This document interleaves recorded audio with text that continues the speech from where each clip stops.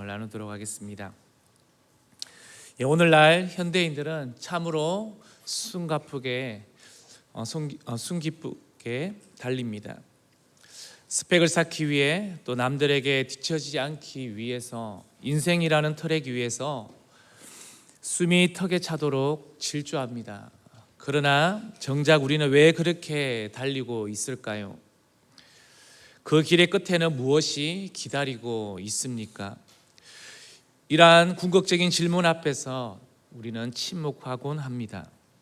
목적지를 잃어버린 질주는 방황일 뿐이며 방향 없는 속도는 재앙에 불과하기 때문에 그렇습니다. 지나온 한 주간 여러분의 삶의 걸음은 어떠하셨습니까? 혹시 세상이라는 거대한 차도 위에서 쉴 새 없이 밀려오는 트럭과 같은 삶의 무게와 문제들 앞에 영적으로 주저앉아 있지는 않으셨나요? 내가 왜 이렇게 치열하게 살아야 하는가 하는 영적 무기력증이 여러분의 발목을 무겁게 짓누르고 있지는 않으셨습니까? 지난주 제자비전 8학년 학생들과 담당 교사들이 함께 1박 2일 캠프를 장기리에 다녀왔습니다.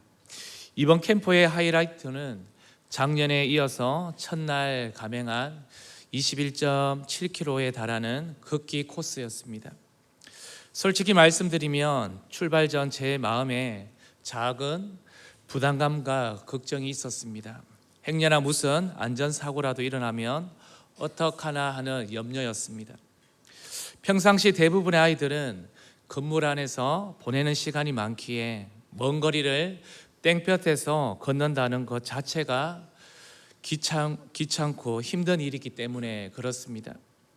조금만 힘들어도 짜증내고 싫어하는 요즘 학생들이 어른들에게도 가혹한 이 먼 거리를 과연 포기하지 않고 완주할 수 있을까라는 염려였습니다.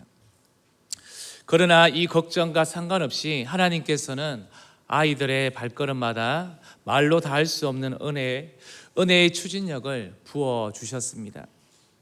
학생 한 명은 발목 부상이었지만 그럼에도 중간까지는 의지를 내어서 걸어갔습니다. 그 외에는 그 길을 모두가 함께 걸어 완주해냈습니다.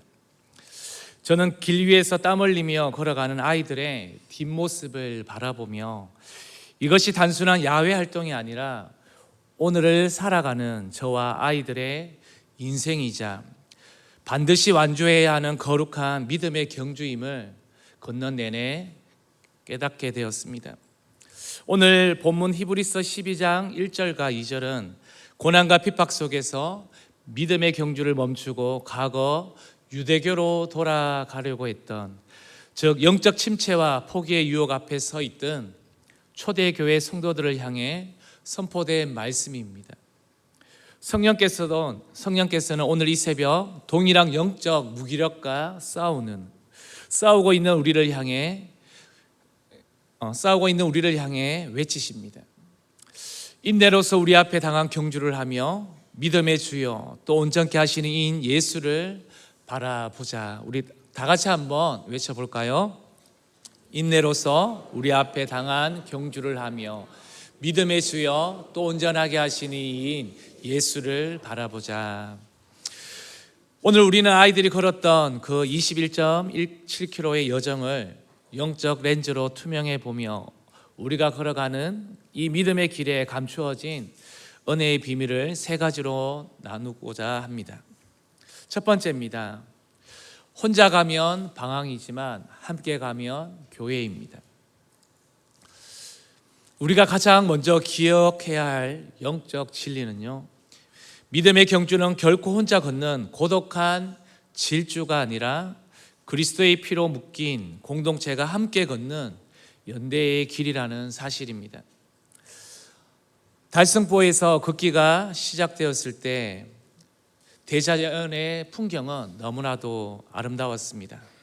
우리 첫 번째 영상을 한번 볼까요? 소리도 좀 키워주세요. 영상을 동안요.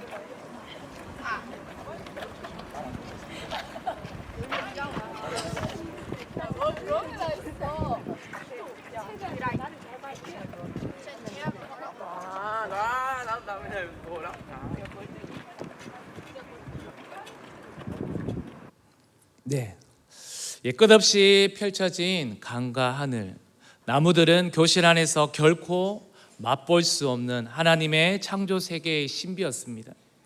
초반에 아이들은 노래를 부르며 장난을 치며 담소들을 나누며 신나게 걸었습니다. 그 모습을 보며 저는 마음속으로 한 가지 질문을 던졌습니다. 만약 이 학생을 이 길 위에서 폰도 없이 혼자 떨어뜨려 놓고 걸으려고 했다면 과연 끝까지 갈 수 있을까? 다른컨대 불가능했을 것입니다. 단 5km도 가지 못하고 외로움과 지침에 주저앉았을 것입니다. 그러나 함께 걸었기에 그 코스는 가능했습니다. 앞에 친구의 발을 내디듬이 나도 내딛고 옆에 친구가 땀을 닦아주며 웃어주니 나도 모르게 힘을 얻었습니다. 서로가 서로에게 페이스메이커가 되어준 것입니다. 오늘 본문 1절을 한번 보십시오.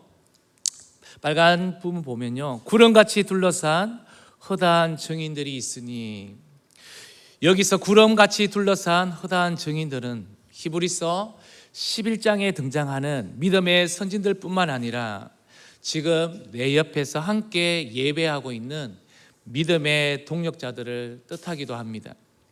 기독교 신앙은 결코 독불 장군의 식의 자율성을 추구하지는 않습니다.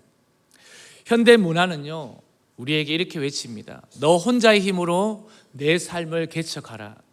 내 정체성은 네가 스스로 만드는 것이다 라고 속삭이며 우리를 고립시킵니다. 고립은요, 사탄이 우리를 삼키기 가장 좋은 영적 기후를 만들 뿐입니다. 종교개혁자 존 칼빈은 그의 기독교 강요에서 이렇게 말합니다. 우리 같이 한번 읽어볼까요? 신자의 어머니이다. 교회의 품을 떠나서는 구원의 여정 속에서 자라날 수 없다. 예, 교회의 품을 떠나서는 구원의 여정 속에서 우리가 한치도 나아갈 수가 없습니다. 사랑하는 성도 여러분, 왜 하나님께서 우리 성도님들을 이 대구 땅에 그리고 우리 대흥교회와 제자비전 아카데미 공동체로 묶어 주셨을까요? 혼자 가면 반드시 넘어지기 때문에 그렇습니다. 이번 캠프에서 대부분의 학생들은 자신의 이기적인 모습을 보았다고 그들의 감상문 가운데에 적혀 있었습니다. 그중 하나의 소감문에서 솔직한 이기적 실존과 공동체의 필요성을 정직하게 고백하고 있습니다. 8학년 한 친구의 고백을 그대로 한번 읽어드리도록 하겠습니다. 반쯤 왔을 때 페트병에 물이 반밖에 남지 않았는데 목마름을 참기가 힘들었습니다. 이때 한 친구가 물을 다 마셔서 계속 빌려달라고 했습니다. 하지만 나는 내가 마실 물도 별로 없다며 친구의 부탁을 거절했습니다. 결국 다른 친구에게 물을 빌리는 것을 보며 다 나만큼 힘들 텐데 서로를 위해 희생한다는 것을 몸으로 깨달았고 내가 얼마나 이기적인지 알게 되었습니다 라고 적었습니다. 보십시오. 강야 같은 내 이기심이 깨어지는 곳입니다. 강야의 길은요, 내 자존심과 내 이기심이 깨어지는 곳입니다. 혼자서는 살 수 없음을 배우는 장소이기도 합니다. 우리 공동체 안에서 믿음이 연약한 사람들과 방향을 찾지 못하는 아이들을 위해 교사들이 존재하는 이유가 무엇입니까? 여러분들이 홀로 예배자가 될 때까지 곁에서 붙들어주기 위함입니다. 성도들에게 교역자들과 목장과 목자 목녀를 주신 이유가 무엇일까요? 낙심하여 기도의 자리를 이탈할 때 그를 위해 눈물로 대신 부르짖어 줄 거룩한 어깨가 필요하기 때문에 그렇습니다. 옆에 있는 지체들을 한번 보십시오. 그들은 나의 경쟁 상대가 아닙니다. 천국 복량까지 함께 손잡고 가야 할 그리스도의 군사들입니다. 이 영가족의 은혜를 회복하시는 이 새벽이 되기를 주님의 이름으로 축복합니다. 두 번째입니다. 거룩한 쉼은 호흡이고 영적 멈춤은 중독입니다.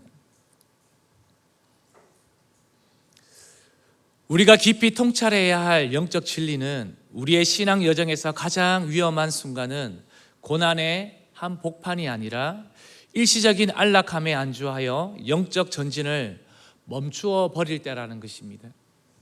이번 걷기를 통해 저에게 큰 영적 깨달음을 주었던 구간은 역설적이게도 가장 고되고 가파른 오르막길이 아니었습니다.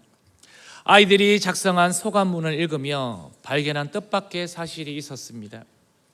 아이들은 모두 점심을 먹기 직전 배고프고 목마를 때가 가장 힘들 줄 알았는데, 그러나 실제로 가장 고통스럽고 포기하고 싶었던 순간은요, 점심 식사 이후 다시 출발해야 할 때였다는 것입니다. 출발하여 약 3시간을 걸어 목적지에 도착한 아이들은 그늘 밑에서 시원한 도시락을 먹고 시원한 아이스크림을 베어 물며 행복한 휴식을 취했습니다. 약 1시간 동안 몸을 이이고 편안하게 쉬었습니다. 그러자 세포가 이완되고 근육이 굳어지기 시작했습니다. 그리고 다시 가방을 메고 자 이제 출발하자라고 외쳤을 때 아이들 겉으로는 표현되어지지 않았지만 내면에서 불평이 터져 나온 듯 했습니다. 쉴 때는 몰랐는데 다시 걸으려 하니 발목은 끊어질 듯 아프고 다리는 천근만근 무거우며 뜨거운 오후의 태양볕은 오전보다 훨씬 강렬했기 때문에 그렇습니다. 또 여기에서 두 아이의 생생한 고백이 있습니다. 8학년 A친구와 B친구의 소감문입니다. 점심 먹고 A친구의 고백입니다. 점심 먹고 나서 1시간 남짓이 날씨도 너무 덥고 발바닥도 너무 아파서 가장 힘들었던 순간이었던 것 같습니다. 내가 가장 힘든 것 같았고 왜 굳이 차로 30분 거리를 5시간이나 걸어서 걸어오나 하며 불평도 많이 했습니다. 발바닥이 불타고 내 발이 아닌 것 같은 느낌이었습니다. 이걸 적은 친구는 알겠죠? B친구입니다. 진짜 딱 한 걸음만 더 걷자 이런 마음으로 걸어왔습니다. 왜 걸어서 이 길을 와야 하는가 정말 속으로 불평도 심했습니다. 발은 떼어도 영혼은 뒤에 두고 온 느낌이랄까. 이 아이의 고백이었습니다. 이게 제가 하나도 고치지 않았습니다. 발은 떼어도 영혼은 뒤에 두고 온 같은 상태. 아주 시적인 표현인 것 같은데요. 이것이 바로 영적 침체에 빠진 우리의 모습입니다. 특히 점심 이후 코스는 대형 트럭들과 차들이 거칠게 질주하는 위험한 국도변이었습니다. 이 영상도 하나 보도록 하겠습니다. 소리 켜주시기 바랍니다.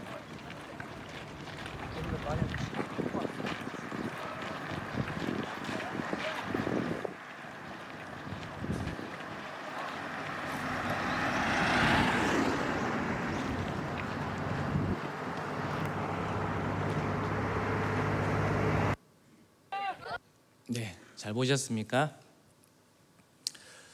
트럭들이 속도를 내며 쌩쌩 지나갈 때 그 바람과 소음은 엄청났습니다. 만약 한순간이라도 정신줄을 놓거나 다리가 풀려 도로 안쪽으로 주저앉는다면 대형 참사가 이어질 수 있는 상황입니다. 그래서 저와 교사들은 긴장을 늦출 수 없어 목이 터져라 외쳤습니다. 안쪽으로 붙어라, 한 줄로 서서 걸어라. 계속해서 특별히 이 코스를 걸을 때는 계속해서 외쳤습니다. 우리의 신앙생활이 정확히 이와 같지 않습니까? 영적 침체는 대개 고난 속에서 오지 않습니다. 오히려 모든 것이 평안하고 기도의 제목이 응답되고 내 삶이 안락함의 그늘 밑에서 차가운 아이스크림을 베고 물고 있을 때 찾아온다는 것입니다. 우리는 종종 쉼과 멈춤을 혼돈하긴 합니다. 창조주 하나님께서 우리에게 안식을 주셨습니다. 그러나 성경이 말하는, 우리 다 같이 한번 읽어볼까요? 거룩한 안식은 다음 전진을 위한 거룩한 쉼이지 표대를 향한 걸음 자체를 포기하고 세상의 안락함에 주저앉아 버리는 영적 멈춤이 아닙니다. 네. 이번 주 지난 수요일 밤에도 박종호 목사님이 설교를 통해 강하게 선포하지 않았습니까? 새벽의 승리자가 됩시다 라는 제목으로 기도의 시간을 줄이고 기도하지 않으니까 죄를 짓게 되는 것이라고 말했습니다. 기도를 멈추며 내 영적인 눈이 어두워진다고, 인간의 머리가 돌아가기 시작하고 인간의 수단과 방법으로 죄를 막아낼 의지가 다 사라지고, 그러니 유혹에 쉽게 넘어지고 세상에 한눈을 팔게 되는 것이라고 말씀을 했습니다. 우리가 기도를 쉬고 예배를 쉬고 말씀을 덮어두고 세상의 안락함에 누웠을 때 그 영적 방임의 대가는 무엇일까요?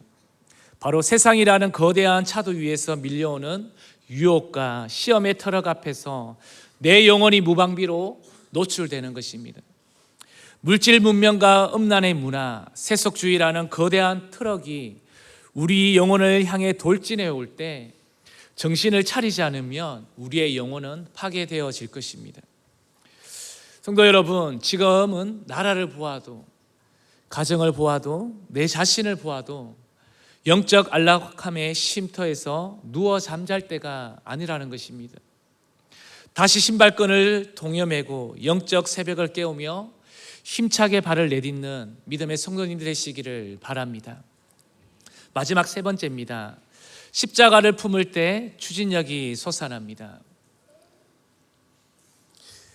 우리가 이 험한 믿음의 경주를 끝까지 완주할 수 있는 비결은요, 내 안의 의지나 결단이 아니라 오직 믿음의 창시자요 완성자이신 예수 그리스도를 바라볼 때 이러한 추진력이 나타난다는 것입니다. 걷기의 시간이 길어지자 아이들도 지쳐가기 시작했습니다.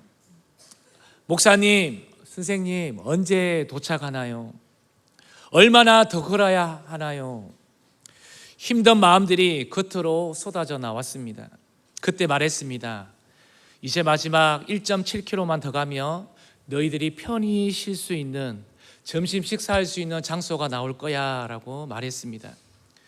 그때 놀라운 광경을 목격했습니다. 선두에 서 있던 여학생 2명이 갑자기 큰 소리로 숫자를 세기 시작한 것입니다. 1,몇백 보만 걸으면 점심 식사 장소에 도착한다면서 그들은 숫자를 세기 시작했습니다. 그들의 보폭으로 하나, 둘, 셋, 넷, 백, 백하나, 1,000 이렇게 계속해서 걸어갔습니다. 자신들의 보폭으로 남은 거리를 계산하며 목적지를 바라보고 걷기 시작하자 기이하게도 아이들이 처져 있던 어깨가 펴지고 발걸음에 생기가 돌기 시작했습니다. 도착할 때쯤 그 학생이 이렇게 말을 건넸습니다.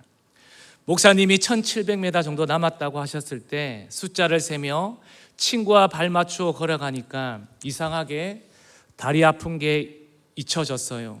생각보다 빨리 도착한 것 같아요 라고 이 아이는 말을 했습니다.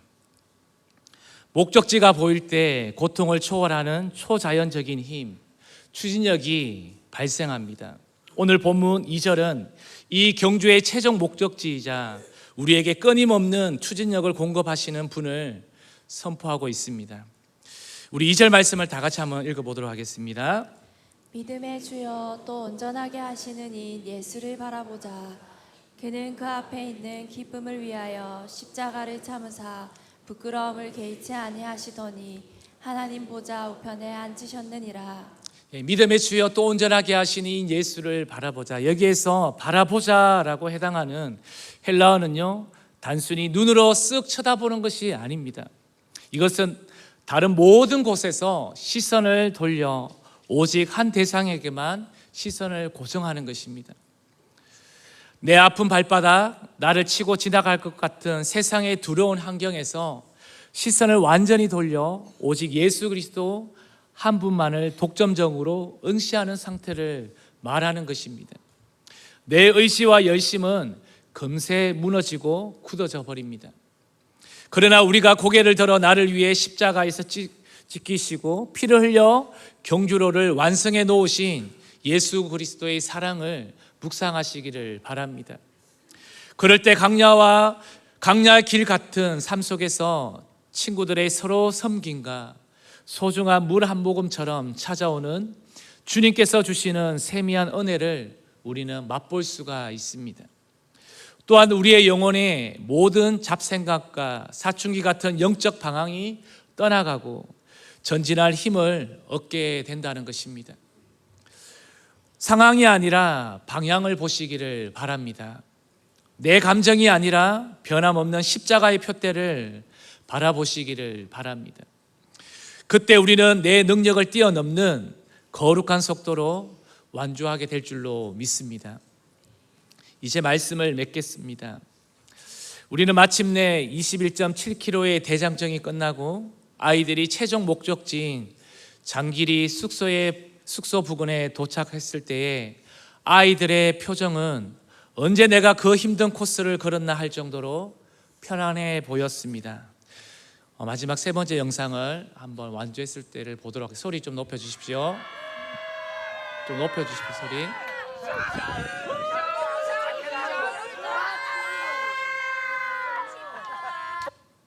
네.